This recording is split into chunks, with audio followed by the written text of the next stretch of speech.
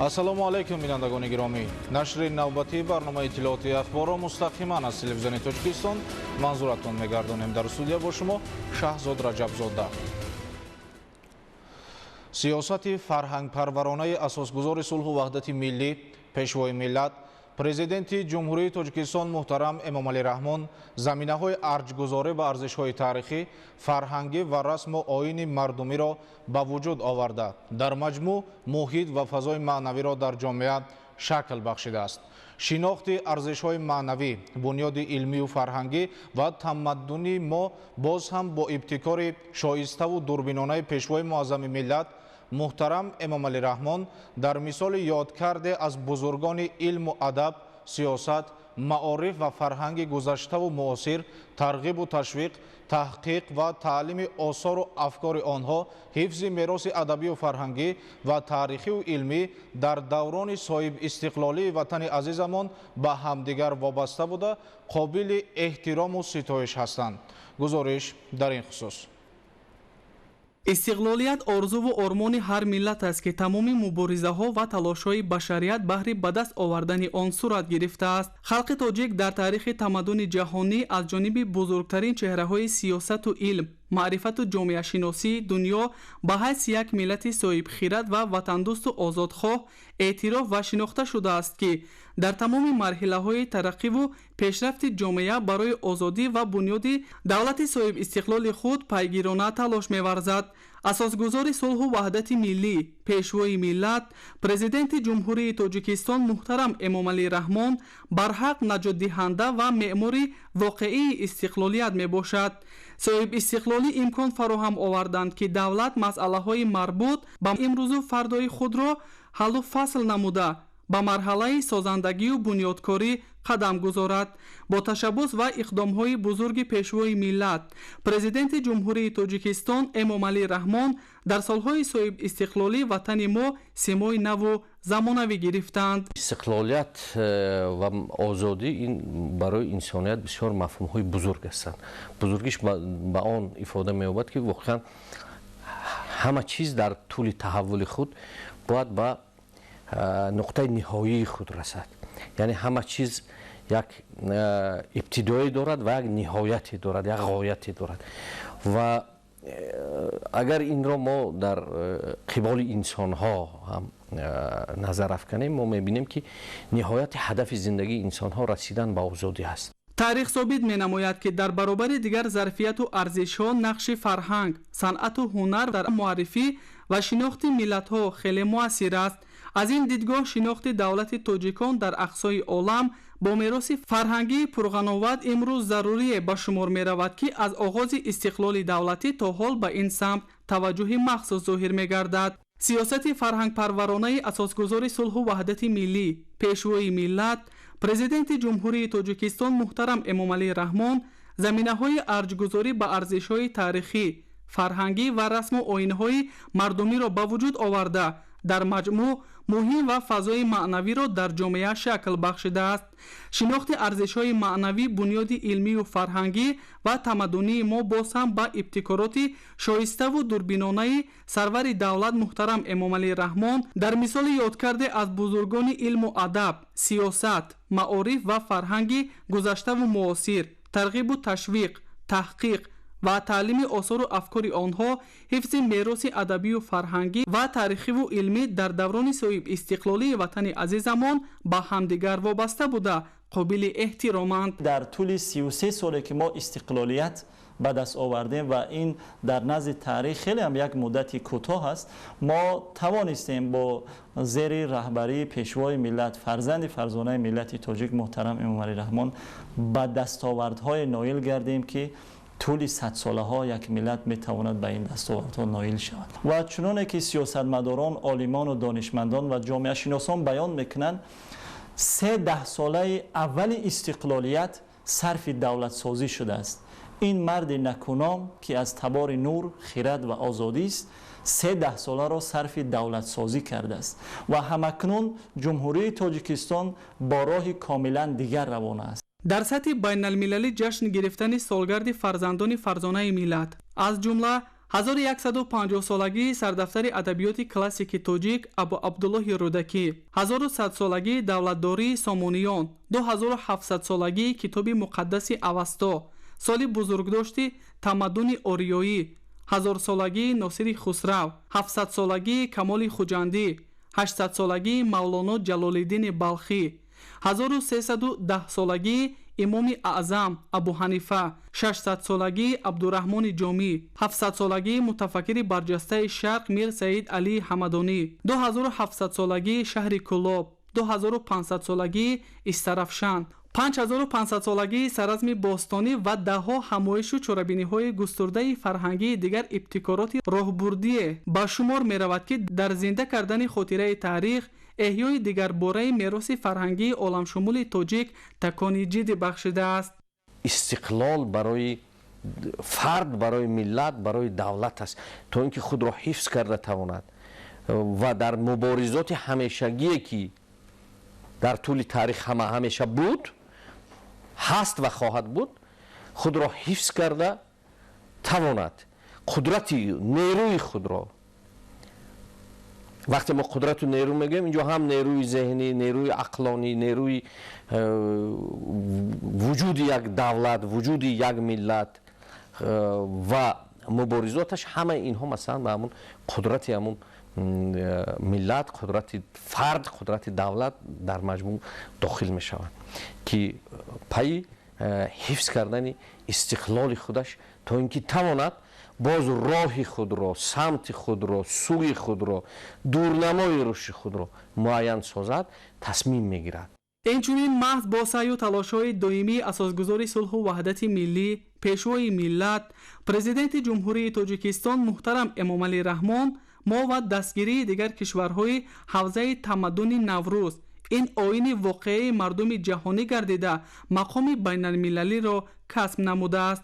در این روند میراث موسیقی شش مقام و فلک، جشن‌های نوروز، مهرگان، تیرگان و صده دوباره احیا گردیدند.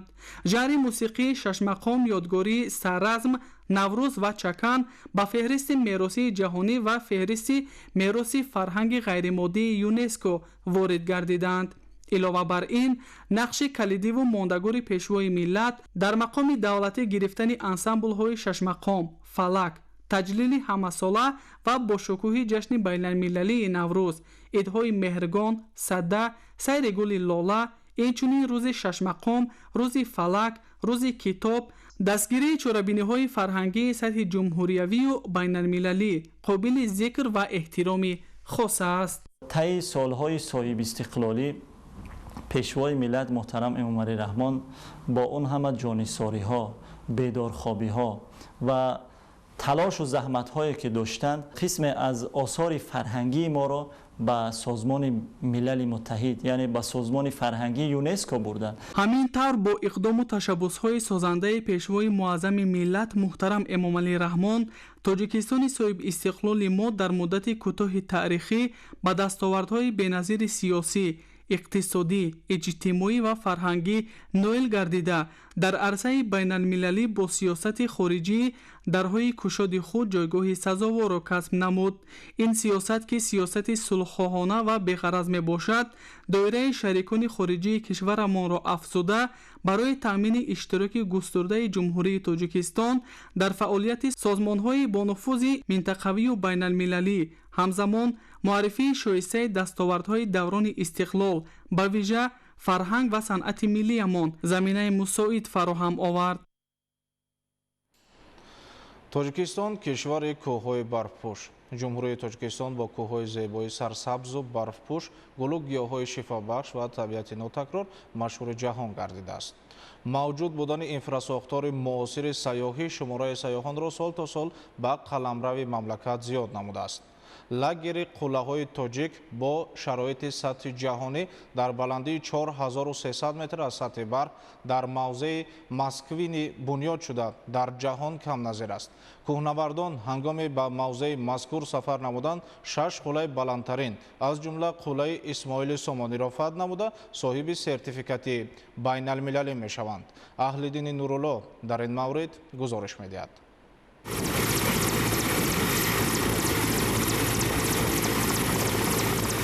با ابتکار جمعیت سهامی پوشیده قله‌های تاجیک در موضع سیاحی و کوهنوردی مسکوینا، لاگر کوهنوردی با شرایط و خدمترسانی معاصر بنیاد شده سیاحان توسط چرخبال به آن سفر میکنند. قله‌های تاجیک شرکت سیاحی بوده با دوستداران سیاحی کوهنوردی خدمترسانی بلند و باصفت را از لحظه قبول تا انجام خودسیر پیشنهاد میکند. Это мое первое вообще посещение этого места. Вертолетная заброска для меня это, конечно, какая-то магия происходила. Вот сейчас уже акклиматизировалась. Первое время было тяжело, ну и это для всех людей, попадающих на такую высоту, это нормально. Вот, ну красота, что находишься здесь, созерцаешь. ساختمان لاگر قله‌های تاجیک ماه ایول سال 2020 آغاز شده با شرایط خدمترسانی معاصر در مدت خیلی کوتاه به موضع سیاحی کوهنوردی تبدیل یافت. این مکان زیبا دارای میدانچه فرود چرخبال میباشد. برای بنیاد چنین موضع دلفریب و دیدنی و مهیاسازی شرایط ضروری به سیاحان توسط چرخبال 150 تن مساله ساختمانی با صفت دسترس گردید. برای تامین پرواز به خطر چرخبال با ایروناویگاسیا نظام علاقه نصب شده آن دارای موج ماهوروی میباشد. در اینجا برای بود و باش استراحت و تبوت کوهنوردان، راهبلدان و کارمندان با استفاده از مساله ساختمان متال کنسترکسیونی بینای نو زمانوی دارای 100 کات ساخته شده است. در داخل بینا شرایط معیشی از جمله آشخانه، حجره‌های استراحتی، حمام، جای لباسشویی و حجره طبیب جای داده شده است که جوابگوی طلبات بین‌المللی میباشد. با این مکان سیاحی از مسافه 500 متر خط آب نوشاکی کشیده شده پانل‌های آفتابی نیز نصب گردیده است. انشاءات مذکور با محرک دیزلی نیز تامین میباشد. من مراتبه دوم است که به موضع مسکوینا میآیم. این نوبت شرایط‌های در این موضع فراهم گردیده به من خیلی پسند آمد. شرایطی که در اینجا فراهم آورده شده است جوابگوی سطح بین المللی می باشد. ما 2 هفته می شود که در راه هستیم و در اینجا خستگی هایمان را رفع کردیم. به نهایت طبیعت ناتکرار و جای بود و باش سطح خیلی عالی. موضع مسکوینا در قسمت شرق و جنوب ناحیه لخش جایگیر بوده با طبیعت خیلی زیبا و ناتکرار، کوههای برفپوش و سر به افلاک و امکانات خدمترسانی معاصر سیاحی کوهنوردی شماره زیادی جهانگردان را به خود جلب نموده است. ما از تاجیکستان خاطره های نیک خیلی زیاد داریم. پس از 10 سال باز دوباره به کشور شما تشریف آوردیم و از زیبایی و پیشروی های شهر دوشنبه در حیرت افتادیم. ما ضمن سفر پیشینه خود به کوههای فان رفته بودیم و هر باری که به تاجیکستان می آییم مفتون این کشور می شویم. فکر میکنم ما مراتبه های زیاد به موضع های زیبا و ناتکرار تاجیکستان خواهیم آمد. ما از کشور ترکیه هستیم. خیلی شاد هستم که در این موضع قرار دارم. فکر میکنم هر یک کوهنورد باید حتما به اینجا تشریف بیارد و از زیبایی های کوههای تاجیکستان بهره ببرد. مسئولین شرکت قله‌های تاجیک به حفظ محیط اکولوژی توجه مخصوص ظاهر نموده بهر حفظ و معرفی زیبایی طبیعت این گوشه بی‌نظیر تاجیکستان تلاش می‌ورزند. جای تاکید است که در اینجا 25 نفر به کار موسمی جلب شده، آنها با معاش خوب و شرایط ضروری تامینند. با کوهنوردان دانستن هر لحظه وضع باد و هوا مهم است و با این نظرداشت در این موضع دستگاه هواسنجی رقمی نصب گردیده است. برای دوستداران طبیعت ناتکرار کوهسار در اینجا خیمه‌های مخصوص با گنجایش 80-100 نفر سیاح گذاشته شده است. در این موضع دستوردهندگان، راهبلدها، طبیبان و گروه نجات‌دهی تمام مواسم فعالیت می‌نمایند. سیاحی کوهنوردی در تاجیکستان خیلی معمول شده است. سیاحان زیاد از کشورهای جهان برای فتح قله‌های برفپوش تاجیکستان می‌آیند. بلندترین کوه تاجیکستان اسماعیل سامونی بوده. قلعه آن در بلندی 7495 متر از سطح بر جایگیر است. قلعه آزادی باشد در بلندی 7105 متر قرار دارد. در این برابر 24 قلعه قطارکوه‌های تاجیکستان در بلندی زیاده از 6000 متر از سطح بحر جایگیرند. در منطقه مسکوینا باز یک قلعه دیگر در بلندی 7000 متر برای اکسپدیسیا تشکیل شده است. چون این دستاوردها نتیجه تطبیق سیاست حکومت جمهوری تاجیکستان در سمت رشد ساحه سیاحی ارزیابی می‌گردد. даври сеюми озмуни ҷумҳуравии фуруғи субҳи донои китоб аст дар маркази вилояти мухтори кӯҳистони Бадахшон шаҳри Хоруғ идома дорад. дар ин давр 373 нафар довталаб иштирок намуда беҳтаринҳо ба даври чоруми озмунро хат мегиранд. маълумоти бештар дар гузориши Тоҷинисои Файзуллобек ва Муборакшои Рустам.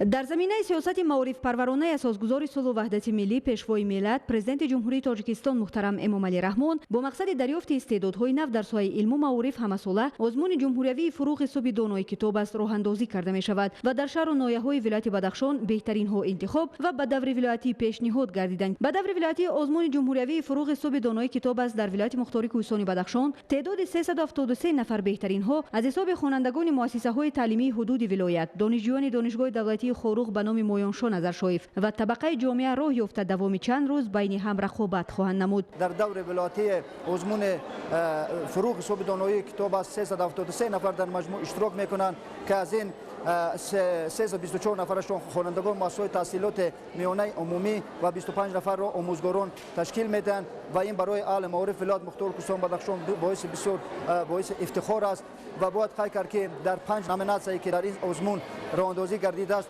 дар 119 нафарашон аз ҳама зиёд дар мо дар адабиёти наврасон кӯдакон наврасон мебошад ва 91 нафарашон дар номинатсияи адабиёти классикӣ аст, 72 нафарашон дар номинатсияи адабиёти ҷаҳон ва 55 нафарон дар номинатсияи адабиёти муосир мебошад ва боқимондаашон 26 нафар 15 нафар дар номинатсияи эҷоди назму наср иштирок хоҳанд кард. бо таваҷҷӯҳи рӯзафзони сарвари давлат ба рушди илму маориф давоми 5 соли охир дар саросари мамлакат таҳти сарпарастии асосгузори сулҳу ваҳдати миллӣ пешвои миллат президенти ҷумҳурии Тоҷикистон муҳтарам Эмомалӣ Раҳмон озмуни ҷумҳуриявии фуруғи субҳи донои китоб аст эълон гардид. озмуни мазкур бо мақсади баландбардоштани завқи китобхонӣ, тақвияти нерӯи зеҳнӣ, дарёфти чеҳраҳои нави суханвару сухандон, арҷ гузоштан ба арзишҳои милливу фарҳангӣ, инкишофи қобилияти эҷодӣ, таҳкими эҳсоси худогоҳиву худшиносӣ, такмили захираи луғавӣ, тақвияти ҷаҳони маънавӣ миёни аҳолии кишвар аз ҷумла хонандагони муассисаҳои таҳсилоти миёнаи умумӣ, донишҷӯёни муассисаҳои таҳсилоти ибтидоӣ, миёна ва олии касбӣ,